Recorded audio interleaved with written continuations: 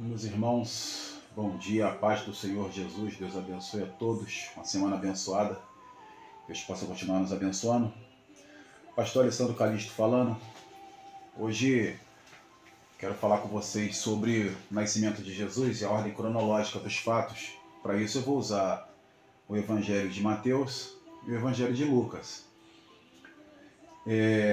Há uma controvérsia sobre a idade certa e um fator muito preponderante que deve ser levado em consideração nos quesitos do texto bíblico, do termo bíblico, é que não é todo e qualquer texto que a gente pode levar ele ao pé da letra por causa de algumas datas que não correspondem, e isso acaba de certa forma não colaborando com o entendimento de alguém que chega para fazer a leitura de início. Então vamos lá.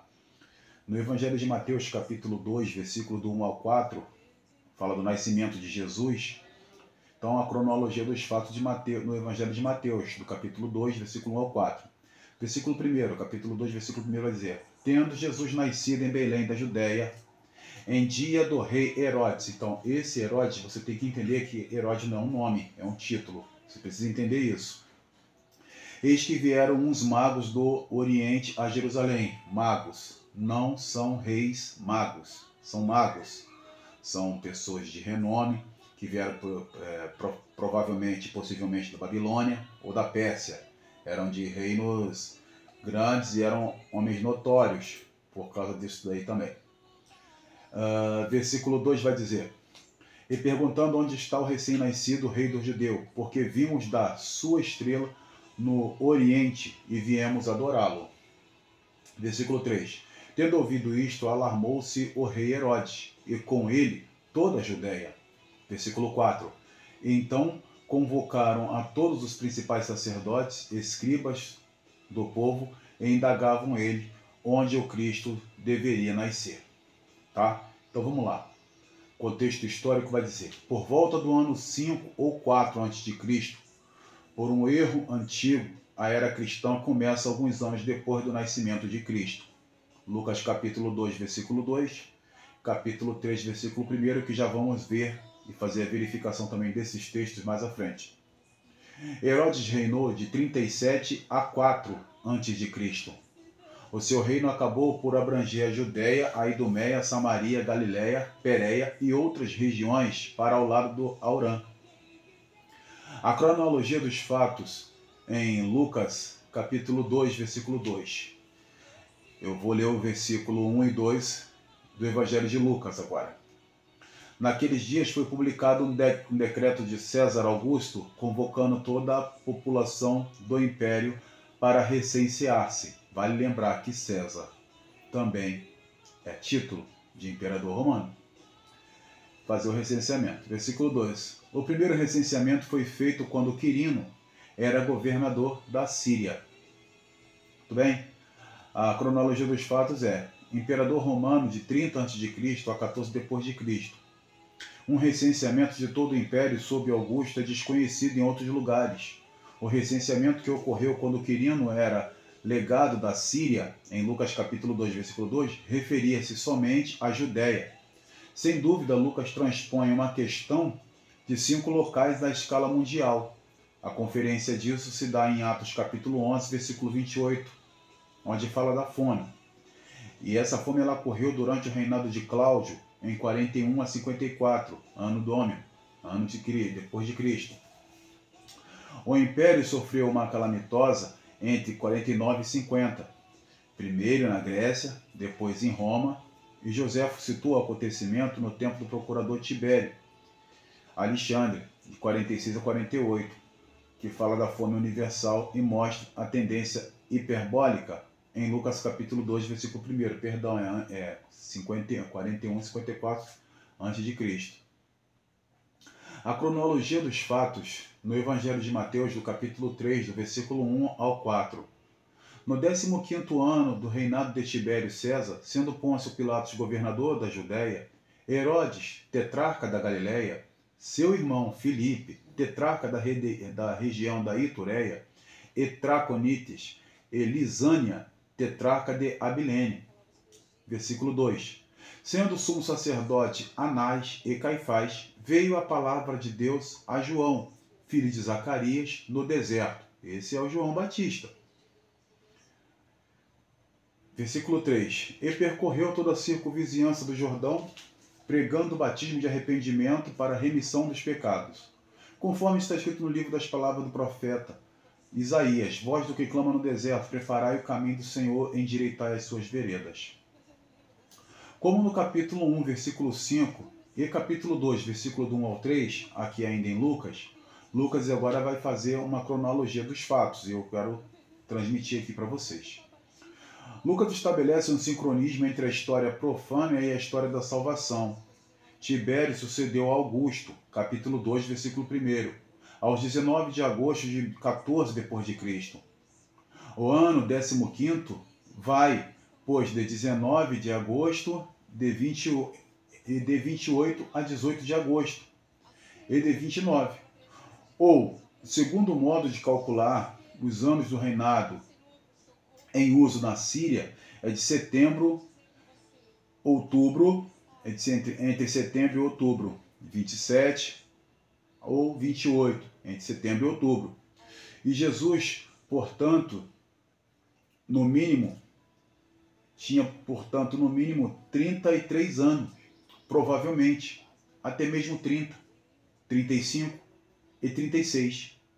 A indicação do versículo 23 é aproximativa e também apenas sublime, que Jesus tinha a idade requerida para exercer a missão pública.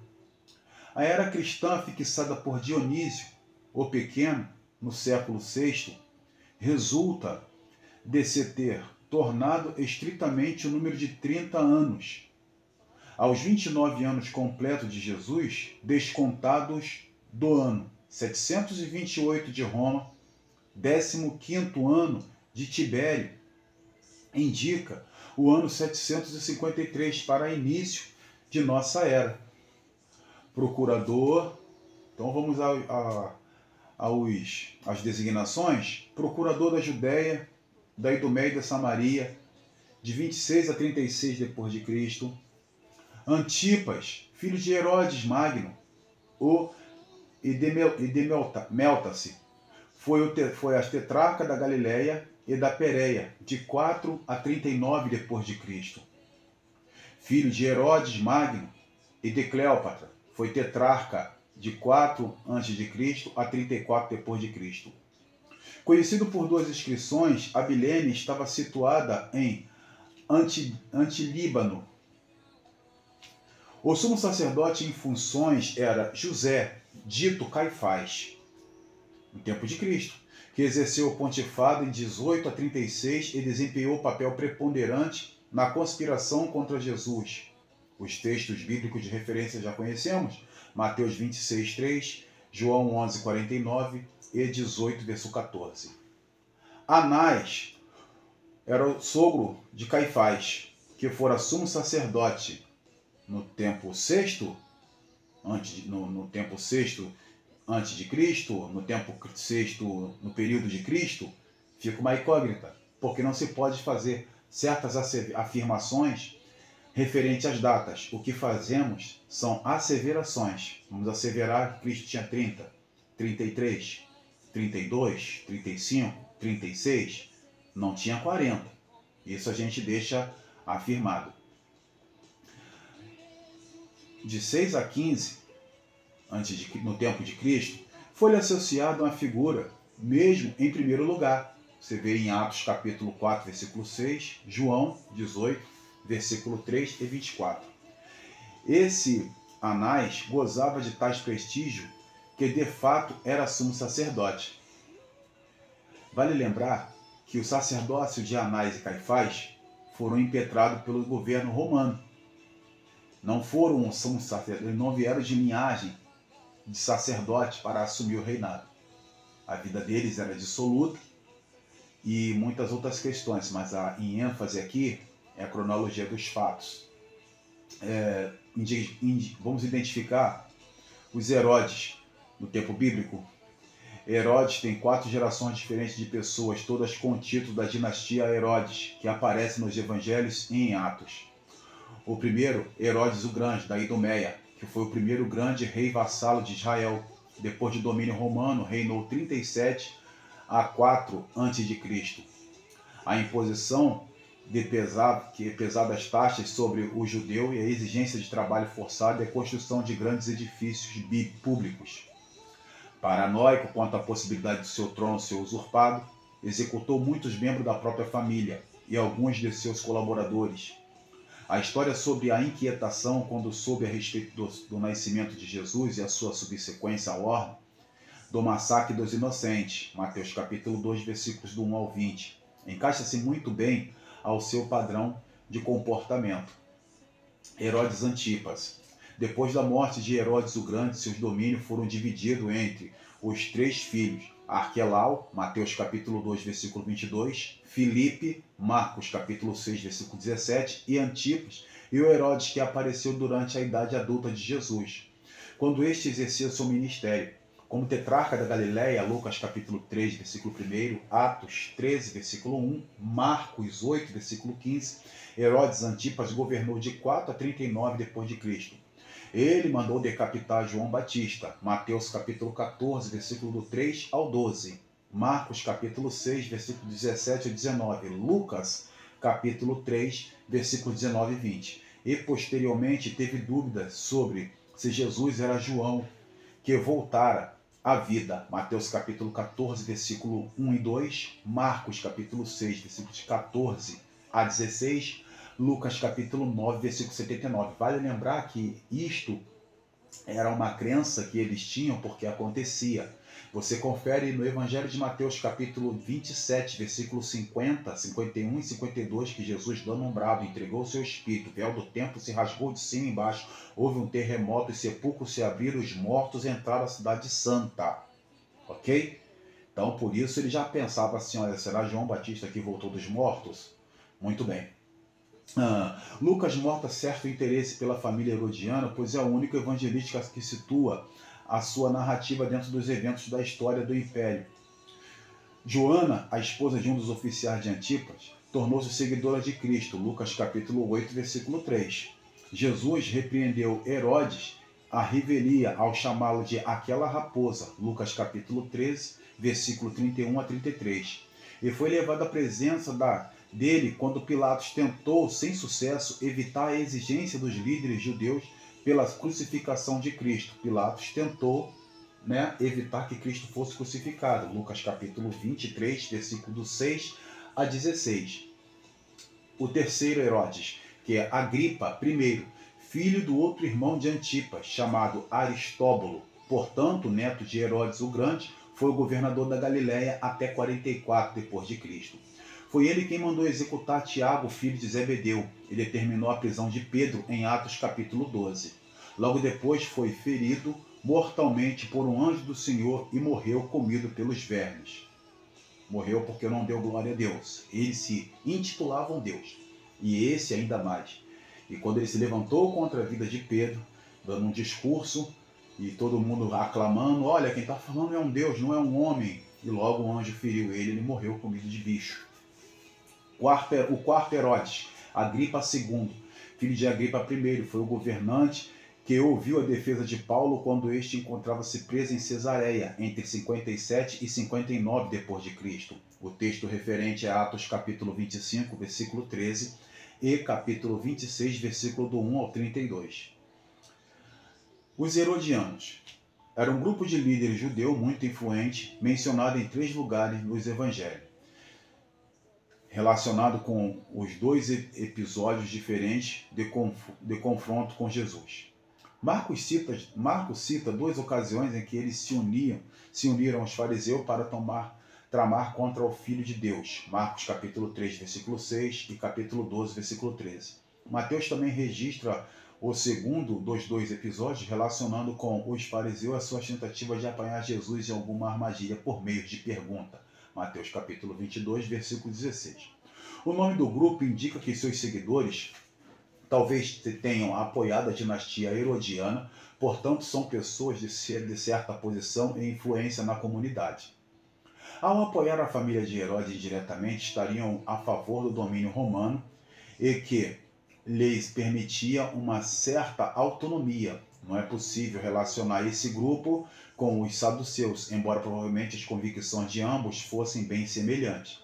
A princípio, pode parecer estranho que uma comunidade que uma comunidade como esta pudesse reunir-se aos fariseus para fazer oposição a Jesus, pois os fariseus eram contrários às ocupações romanas, bem como opunham-se fortemente à dinastia herodiana, e qualquer grupo que se alinhasse em termos religiosos com os dominadores pagãos. Temos a ideia de diferentes versões religiosas dos fariseus e saduceus, Atos capítulo 23, versículo 6 e subsequentes, Mateus capítulo 12, versículo 18. E provavelmente essas mesmas diferenças eram vistas entre os fariseus e os herodianos. Ambos os grupos, entretanto, estariam profundamente desgostosos com a mensagem de Jesus, embora, na verdade, por diferentes razões, nenhum deles provaria alguém que ensinasse sobre o reino de Deus e arregimentasse pessoas em torno de sua mensagem. Os dois grupos tentavam desacreditar Jesus por meio de perguntas capciosas, a fim de demonstrar a sua educação precária e incoerência a sua mensagem e a sua falta de habilidade para liderar um povo, um movimento popular. As perguntas feitas em Cristo, em Jerusalém, registrada em Mateus capítulo 22, versículo 16 e Marcos capítulo 12, versículo 13 e subsequente, centraliza-se na questão da legalidade de pagar imposto a César. Jesus respondeu conhecendo a hipocrisia deles. Ambos os grupos achavam excelente acusar Cristo de rebelião contra os romanos, embora nenhum deles apreciasse realmente o pagamento de imposto a Roma. Embora tentasse muito pegar Cristo em alguma armadilha, sempre eram superados. Na verdade, argumentavam contra o Messias há muito esperado, aquele sobre quem Isaías profetizou, que repousará sobre ele o Espírito Santo, o Espírito do Senhor, de sabedoria, de inteligência, o Espírito de conselho, de fortaleza, o Espírito de conhecimento, o Espírito do temor do Senhor. Isaías capítulo de número 11, versículo 2. Vamos identificar Herodia. Famosa nas Escrituras por seu desejo de ver a morte de João Batista, essa mulher era a esposa de Herodes Antipas, filha de Berenice e Aristóbulo. Mateus capítulo 14, versículo do 3 a 12, Marcos capítulo 6, versículo 17 a 29. Casar-se com Herodes Filipe, casara-se com Herodes Filipe, mas separou-se dele para ficar com seu meio-irmão, Herodes Antipas, depois que se separou de uma princesa, filha de um rei nabateu. O conflito entre João Batista e Herodias começou quando o homem de Deus iniciou a sua pregação sobre arrependimento e a iminência do advento de Cristo. Tal pregação provocou duas reações. Algumas pessoas responderam com entusiasmo e perguntaram a João o que faria, a fim de se prepararem para este acontecimento. Lucas capítulo 3, versículo 10, versículo 12 e versículo 14. Quando, porém, Herodes soube que o profeta apontava para os pecados específicos, inclusive seu relacionamento com Herodias, Lucas diz que acrescentou todas as outras maldades, ainda estas a lançar João no cárcere. Lucas 3, versículo 19 e 20. As transgressões nesse caso eram que Herodes casara-se com a sua sobrinha e para tanto divorciar-se. A razão de Herodias ficar tão furiosa com João é porque ele havia apontado o pecado dela também por ter passado de um irmão para o outro. Certo dia, a filha de Herodias, Salomé, dançou para Herodes e seus convidados. Agradou tanto o rei que lhe ofereceu uma grande recompensa à sua escolha. Herodias disse à filha que exigisse a cabeça de João Batista. Com certa influência, Herodes cedeu e João foi decapitado. Mateus capítulo 14, versículo 9. Confere também no versículo 15. Você vê aqui o texto que Salomé, ela dançou como este mesmo Herodes já havia se separado de uma mulher e a mesma Herodíada já tinha se separado de um marido, de um homem, então você vê que quando ela dançou, ela agradou. Se uma vez ele foi adúltero, por que não pode ser duas? É uma coisa que não para, né? Vai desatinando. Um abismo chama outro abismo. O juízo finalmente veio sobre Herodes, quando sua ambição foi longe demais. Agripa I foi tetrarca pelo imperador romano e ela foi banida para passar o resto dos seus dias no exílio, ou seja, exigiu a cabeça de um profeta, mas depois foi para o exílio. A natureza exigente do evangelho é claramente demonstrada nesses incidentes. Lucas especialmente mostra que diante da mensagem da palavra de Deus, em particular, quando confrontados por Cristo, as pessoas precisam dar uma resposta.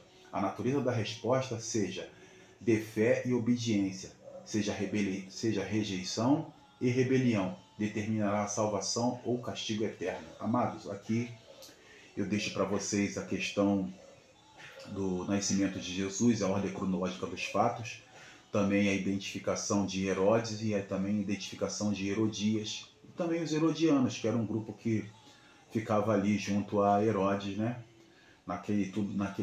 Naquela adulação, né? É um perigo, tá? Pessoas que gostam de adular.